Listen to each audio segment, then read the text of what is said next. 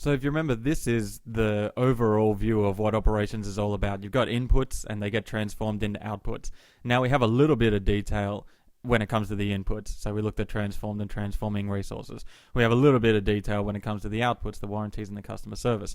But operations is all about that transformation process, which is why we've got a big bulk part of the syllabus right down the middle there. So we're looking at the issues based on details of the product, sequencing and scheduling, technological issues, and how to monitor, control, and improve that whole process. Now those are a series of steps that get used to transform. So that's the transformation process, to transform the inputs into outputs. And that's what operations is really all about. Yeah, you need inputs and there's things you need to think about. Yeah, you need outputs and there's things you need to think about. But it's the transformation process that's the important thing. And that's why the main part of the syllabus is here. So we're going to go across the top of the screen as we do this. We're going to start with the issues based on details of the product, and then we're going to look at how do you sequence, how do you put things into an order, what are some of the technological issues, and how to fix some of the problems that might occur. Now, the issues based on details of the product are really the how much questions, and they're a little bit more complicated than just saying how much do you make. In the process of transformation, you need to make a decision about all of these following questions. You need to think about how much are we going to make? So, what volume of input process into what volume of output? How much are we going to make? And how much variety are we going to have? So, how many different products are we going to make? You also need to look at how much variation in demand that there's going to be. Can the business make more or less when customers want more or less? Can you change it? Can you respond to the customer's demands? If it's seasonal, if it's completely unpredictable, if one week you have no customers and the next week you have 1,000, are you able to really deal with that? So you have to think about what kind of variation in demand is there going to be.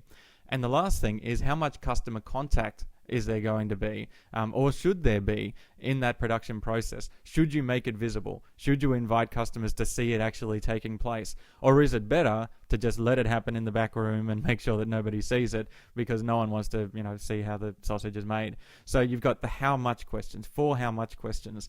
The way we're going to look at it is that those first 2, we're going to look at the influence of volume and variety. And the last 2, we're going to look at demand and visibility. The first ones are really about, the product themselves. And the second 2 are really about the customers. So can the customers see it?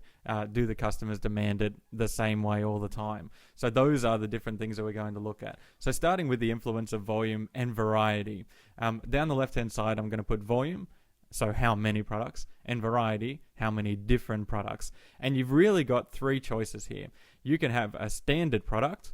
You can have a standard product with some customization, like having different colors. Or you can have a fully customized product. And the volume and the variety are going to be very different in each of these different types. So a standard product, you can make a large volume. And the way that you would do it, you use a mass production method, right? The advantages of using a mass production method is that you just buy tons of materials, you buy them all in bulk, and you don't have to switch the machines over and all that. The disadvantage, though, is that it might not satisfy customers. Right? So the old, the original mass production was, the Ford car, the Model T Ford, where Henry Ford said, okay, you can have any color as long as it's black. If you wanted a different color, it's not going to work out. He had the advantage that there wasn't really anything like it on the market for that price. So he wasn't really worried about satisfying customers. He was worried about lowering costs. But these days, you do need to do some customization. So you're more likely to choose the middle option, a standard product with some customization, where the volume is going to vary. How many products you're going to make is going to vary. So the way to do it is not a mass production method. It's called a batch production method. You make a batch of a certain type of product. So when you see things about, you look on packets and it says, there's no peanuts in here, but it's produced on the same machines that used to make products with peanuts in it, you think, wait, how does that work? Well, it's because they're making batches of different products using the same machinery.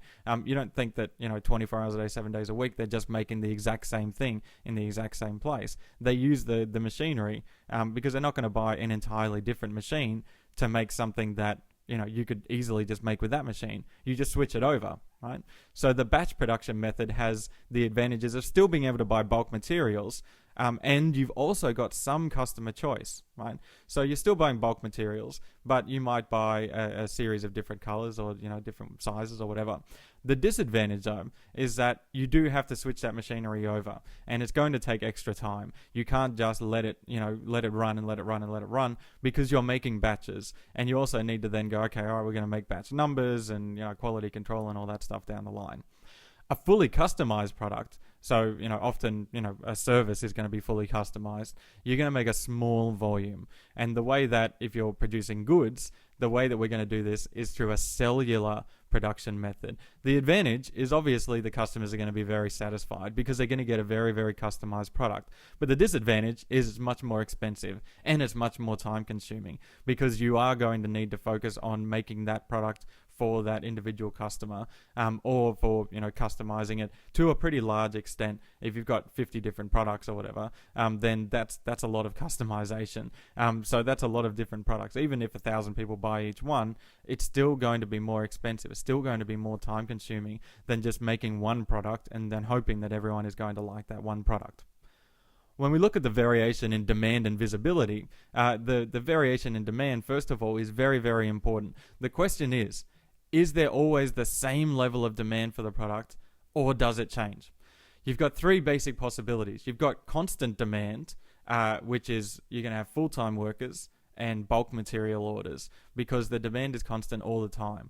So, demand for things like, milk and stuff like that. It's not like, 1 month of the year, everyone wants milk, and then another month of the year, nobody wants milk. You can have full-time workers because it's going to be all year round, and it's going to be pretty constant demand. You can also go, all right, well, we need these materials. We know what demand is going to be like next month. It's going to be like this month. So we just bulk buy those materials. For seasonal demand, you're probably going to want to use contract workers. So if your demand is only based in summer or winter, you're going to want to have contract workers. You just hire them for 6 months of the year, hire them on a contract, and then at the end you go, you know what? I'm not going to pay you the other 6 months of the year while you're doing absolutely nothing because there's no demand. You'll need to, you can still buy bulk material orders, but you're only going to buy them seasonally, right? You're only going to buy them for the time that you need those. The third possibility is when you have unpredictable demand, in which case you're probably going to want casual workers, but you're going to need to make more frequent material orders, which is going to cost you more because you're not buying them in bulk. So when you're using casual workers, you're probably going to have to pay them a little bit more, per hour and all that, but they don't have the holiday pay and all that. But the unpredictable demand is going to cost you the most at the time. So really what you want to aim for some sort of constant demand. What a lot of businesses do, even if they are kind of seasonal businesses, they go, you know what? How about we just strive for constant demand? Why don't we find ways to change our business model? So maybe we're going to have, we're going to customize it. Oh, we're going to have surfing gear and ski gear, so that we can try to, have business all year round, and we can hire people. And we don't need to just, hire people on a daily basis. The fourth thing and the final thing that we need to look at is a variation in visibility. Some production is really, really visible. The customers can see it in action. So the workers need to make sure that they're demonstrating quality in their transformation process. So if you think of the difference, if you go to Subway, they'll just keep going and getting those gloves, or the plastic bags, getting those gloves to make the sandwiches. But if you were, going for pre-packed sandwiches, and really the only person that's going to watch you is a boss who's watching, 50 other people as well, it's going to be a little bit different. You're not going to be as panicked about, seeming like you are, being, hygienic and all that. So you're going to have much more, quality in a product where you've got the transformation process right there in front of everyone. The customers are watching you make it, rather than it happening in a back room somewhere or in a factory somewhere. So those four things, those, how much questions, those are very, very important. And those are the issues based on the details of the product.